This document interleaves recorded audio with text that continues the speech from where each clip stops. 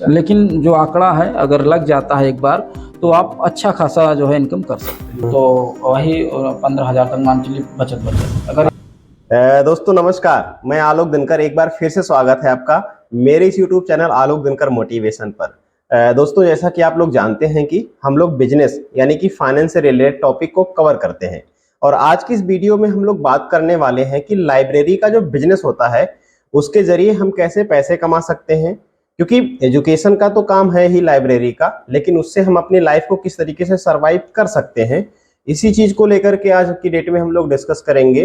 तो हम लोग आए हैं संजय जी के पास में। संजय जी का खुद का लाइब्रेरी का बिजनेस है, तो जानते हैं कि लाइब्रेरी का बिजनेस का पूरा क्या क्या डिटेल में उसके बारे में हम लोग बात करते हैं। तो संजय जी थोड़ा सा पहले अपने बारे में आप बताएं। नमस्कार, मैं संजय अम्बेडकर हूँ, मैं इलाहाबाद का निवासी हूँ और आपका बहुत बहुत धन्यवाद है कि आप आजमगढ़ से आए हैं कवर करने के लिए जी। और क्या पूछना चाहते हैं बताइए। अच्छा एक बात बताओ, जैसे कि जो लाइब्रेरी का ये आपने स्टार्ट करा है लाइब्रेरी का बिजनेस, ये कब से आप कर रहे हो? ये सितंबर 2023 से मैं सितंबर 2000 से। अच्छा अच्छा, लगभग एक साल होने जा रहे हैं। एक साल 7 महीने। तो इसको जब आपने शुरू करा था तो मतलब ये जो पूरा सेटअप करने के लिए कितना मतलब लागत लगाई थी आपने? देखिए फर्नीचर में जो है 80 से 90,000 वही करीब 1 लाख रुपए लग गए थे। अच्छा। और इलेक्ट्रॉनिक्स में 40-50 हजार, ये 1.5 लाख हो गया। और प्रिंटिंग से लेकर वर्कर तक जो है 50,000, 2 लाख ये हो गया। बाकी एसी और फैन लेके 2.5 लाख। और अभी जो महीने का खर्च है कुल मिला के 3 लाख रुपए। 3 लाख रुपए 3 लाख रुपए लागत है इसमें। अच्छा और अच्छा। अगर अभी हम लोगों ने 36 सीट बनाई है। 36 सीट में जो है अगर बच्चे फुल हो जाते हैं और 2 शिफ्ट में अगर हम लोग 6-6 घंटे में चलाते हैं तो एक बच्चे की फीस 400 रुपये है। अच्छा। और 400 रुपये का अगर हम 30 ही सीट का देखते हैं, 4 धम्मा जो है 4,000 रुपये, 4 त्रिक 12,000 एक समय का हो गया। और 12 दूना 24,000 रुपये ये पर मंथ का होता है। अच्छा। और इसमें से आप अगर बिजली का बिल और आरओ पानी और एसी का मतलब सब कुछ निकाल देते हैं, 4 या 5,000 रुपये खर्च मंथली का, तो वही 15,000 तक मान चलिए बचत अगर इतनी सीट अगर भरी रहती है तो। और अगर एक ही समय चलाते हैं फुल डे तो 24 का आधा कर दिए 12,000 में जो है 4,000 रुपये निकाल दीजिए, 8,000 रुपये बचे। इस तरह से यहाँ पे मैनेज होता है। अच्छा अब एक बात बताओ, जैसे कि जब आपने इस बिजनेस को शुरू किया था तो मेरा आपसे सवाल ये है कि आपने इसी फील्ड में आना क्यों चुना, मतलब लाइब्रेरी के बिजनेस में ही आप क्यों आए? ये लाइब्रेरी का बिजनेस ऐसा बिजनेस है कि जो जनरेशन है आने वाले, ये स्टडी है, पढ़ाई है और पढ़ाई लगातार चलती रहती है। बच्चे आएंगे और जाएंगे, क्योंकि हाई स्कूल, इंटर और बीएड बीटीसी या यूपीपी एग्ज़ाम या कोई भी वैकेंसी हुई वो पढ़ाई तैयारी करेंगे।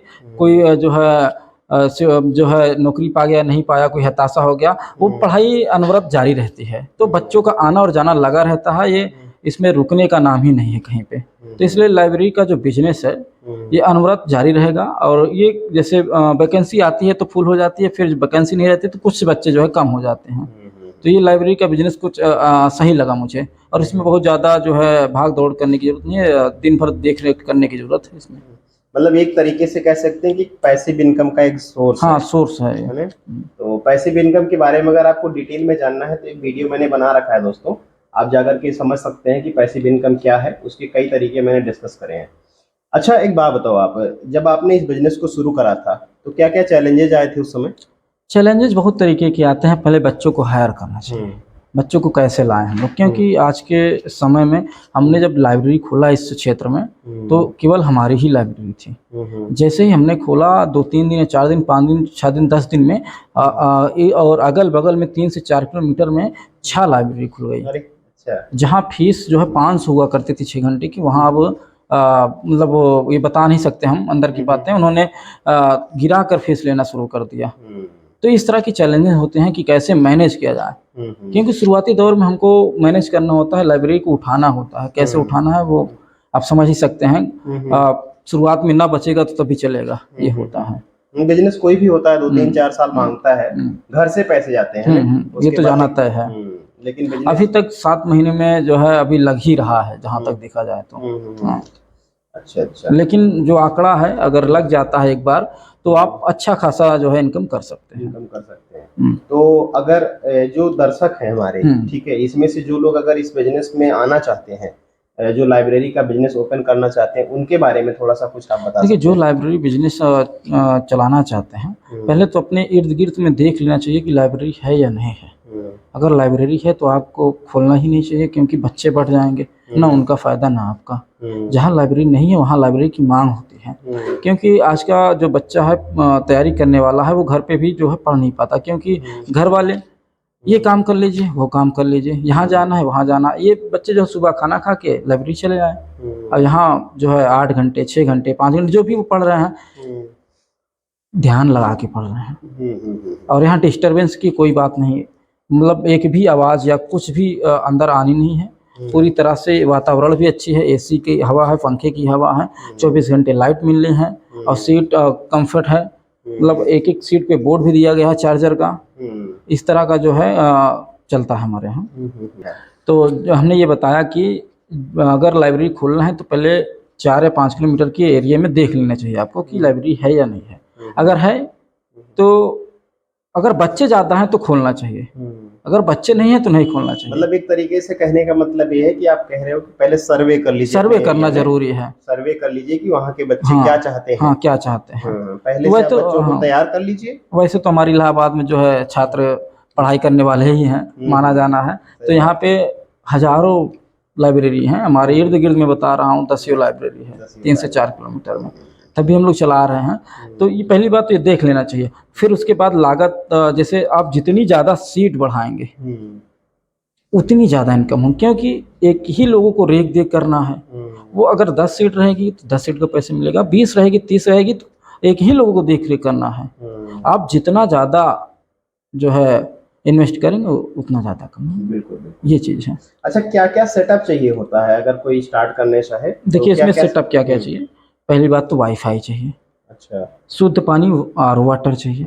तीसरी बात 24 घंटा लाइट चाहिए, फैन चाहिए, और वेंटिलेशन बहुत जरूरी होता है, क्योंकि बाहर से आवाज़ ना आए, तो सारे कमरे बंद होने चाहिए, और इधर से हवा निकलना चाहिए, क्योंकि सांस लेने में दिक्कत ना हो, वातावरण शुद्ध होना चाहिए।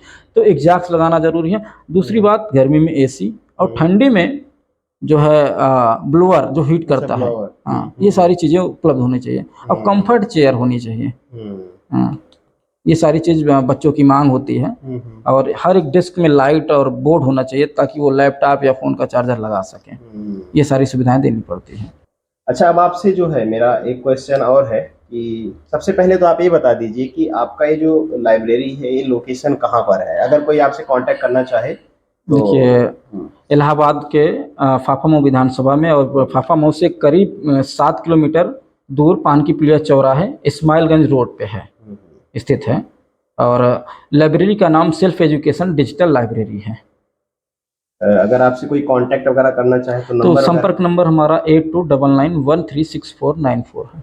अच्छा, तो दोस्तों, अगर आप लोग इलाहाबाद के हैं, स्पेशली अगर आपको लगता है कि नहीं, मतलब मुझे लाइब्रेरी ज्वाइन करना चाहिए, तो ये बेस्ट लाइब्रेरी है मुझे जहाँ तक लगता है, क्योंकि मैंने इसको देखा है। अभी मैं आपको वीडियो में आप देख भी रहे होंगे, तो एक बेस्ट लाइब्रेरी है इलाहाबाद में, यहाँ पे पान की पुलिया पर।